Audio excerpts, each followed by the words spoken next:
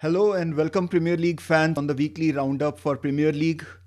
Thank you so much for joining. We are entering the final stretch and we'll be talking about the title race. And to do everything, I have a very special guest with me. Please join me and welcome Somil Dave. Hey Somil, thank you for joining and taking the time out.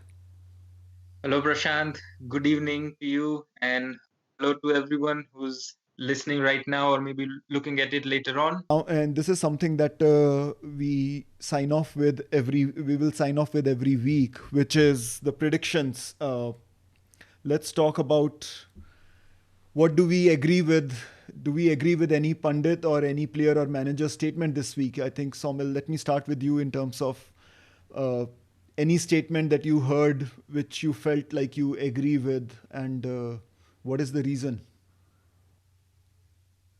Uh, Agree with more than that. I think, as I said, it's going to be a historic season for Manchester City, and consistently Pep Guardiola has been playing it down. I mean, just a few days ago, he said that we are not in the race to win four trophies, and we'll be lucky if we win two.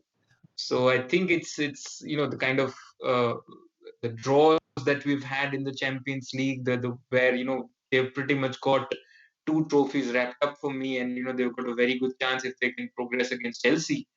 So it will be interesting to see how that works. I mean, City are favorite for every single tournament they're playing. I think for me, even a little bit more than Bayern Munich this season in the Champions League as well. So it will be interesting to see for a club historically the smaller club in the city, and they've always been a club that has been an underdog, and it's weird to say considering the amount of wealth and the backing that they have, but it will be interesting to see how it plays out because we've seen Pep Guardiola really lose it on the when it really matters in big occasions. He tinkers with his lineups. He tries to do something out of the box. This season, we have seen him settle down a lot in big matches. He's been a lot more pragmatic. So this new approach, how it goes in and what this big wins and big occasions do to Manchester City, that will be the interesting thing to see. Yeah, yep, yep. That's quite true, actually. Pep Guardiola, you never know what he comes up with in terms of his squad rotation and lineup. So you are absolutely right. That I agree with that. I think one thing that I would say that I agree with is Kevin De Bruyne's statement. So this week, Kevin De Bruyne made a statement where he tried to explain the bad form that City had, and we had a article posted on that on our website premierleaguemuseum.com, where we talked where De Bruyne said that he was trying to explain the bad form that City had early in the season, and he said that was because of the short and he explained that it was because of the short training period that they had, the preseason that they had, the fact that a lot of the players were coming back with from a small break, were tired from previous season, and the fact that the games just came too quickly for them, and that once they gathered the pace, the play picked up, the kind of passes, they became more accurate, and things started gelling well together for them. So I kind of agree with the Kevin De Bruyne, because we have not just seen that. I think early in the season, if we go into the hindsight, we have seen that with other clubs as well. Like Manchester United started with a game that was lost against Crystal Palace, and that the players were out of touch, they were tired, the game wasn't as fast as we see now. So that was something that I thought to round up this week is something I would agree with what Kevin De Bruyne had said. Absolutely. And if you see every single club that played in the last rounds of the Champions League and the Europa League struggled. I mean, Bayern Munich had a difficult start to the season. PSG had a difficult start to the season. United, Manchester City, every single club that was in the last eight. Real Madrid had a bad start to the season. So, all these clubs they were playing deep into the previous year's season. I mean, they had a difficult start this year. So yes, I do agree with that. Yep, yep, yep. And is there anything that you would disagree this week? Funny way of putting it. There is one thing that I would disagree with, and that would be a lot of people interpreting what Ole Gunnar Solskjaer said just last week before the Leicester City game.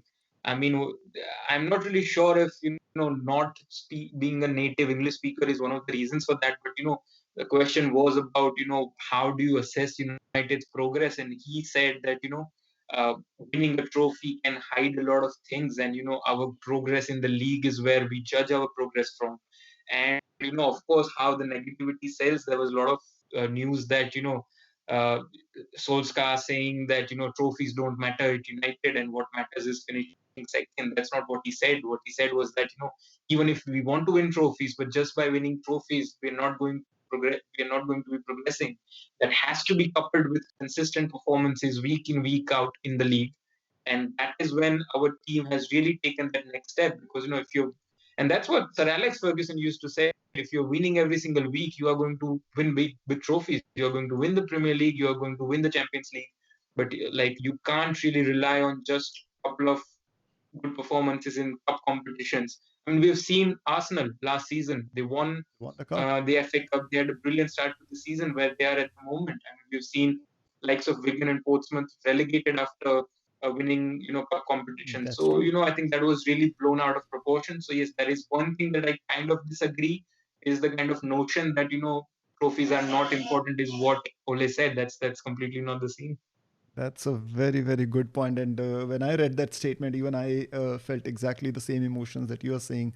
That, I think his statement was kind of misread into saying that, oh, a small time. I think some statement came up that, well, that's a business of a small time manager and not a big club manager, saying that cups are not important. So, and on that note, in fact, I there was another statement that came up which I thought I disagreed with, was about I forget the pundit who said that, but he said basically that Roy Hodgson hasn't done a good job at Crystal Palace, and he is underperforming, and he is not the guy who will lead the club to better heights. So he should be sacked, whether this season or by end of the season he should be sacked. And that was something I completely disagreed with, because I think Crystal Palace had gone through their fair share of manager merry-go-rounds, whether it was Alan Pardew or few other Ian Holloway and few others, and the club was never as stable as it is right now with Roy Hodgson.